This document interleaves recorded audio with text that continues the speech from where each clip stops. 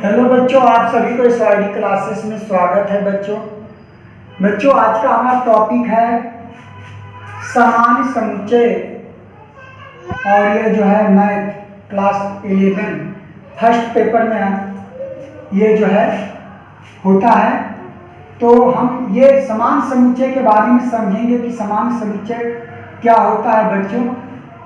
बच्चों इसको समझने से पहले अगर आप मेरे वीडियो पर नए हैं तो सबसे पहले आप मेरे चैनल को सब्सक्राइब कीजिए, वीडियो को लाइक और शेयर कीजिए। बच्चों आइए हम जानते हैं कि समान समुच्चय क्या होता है। इसको हम इक्वल सेट्स बोलते हैं। और ये इक्वल सेट्स क्या होता है अकॉर्डिंग टू द डिफिनेशन, कि यदि ए और बी ऐसे दो समुच्चय हों कि ए का प्रत्येक अवयव बी का भी अवयव हों और बी का प्रत्येक अवयव ए का भी अवयव हों, तो दोनों समान अवयव या बराबर कहे जाते हैं और इन्हें हम ए बराबर बी के रूप में लिखते हैं।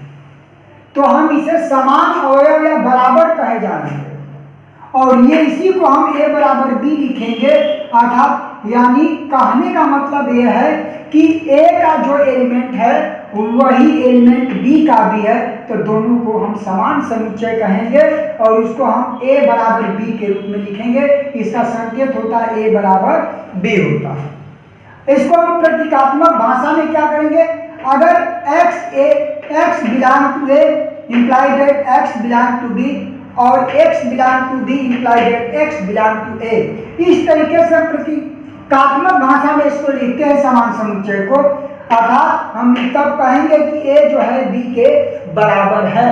अर्थात a का एलिमेंट x है और b का भी एलिमेंट x ही है और यहाँ पे x जो है b का एलिमेंट है और यहाँ भी x a का एलिमेंट है। इस कंडीशन में दोनों a बराबर b, अर्थात इसको हम समान समुच्चय इक्वल सेट करेंगे। यहाँ पे x belong to A implied that x belong to b। अब यहाँ पे उदाहरण समझेंगे। मान लीजिए a और a का जो एलिमेंट है अवयव है वह 3, 5 और 10 है, कामा b का एलिमेंट है 5, 10, 3। तो यह हमारा समान समुच्चय अर्थात इक्वल सेट कहे जाएंगे बच्चे।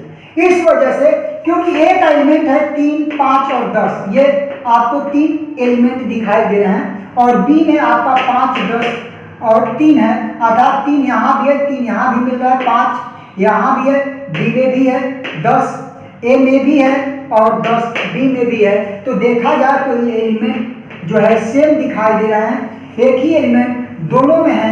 इसी वजह से हम a बराबर b लिखेंगे जो है और इसको जो है हम समान समुच्चय या इक्वल सेट कहते हैं। तो बच्चों आज का हमारा टॉपिक यही समाप्त होता है। वीडियो को लाइक, शेयर और सब्सक्राइब कीजिए। जय हिंद बच्चों।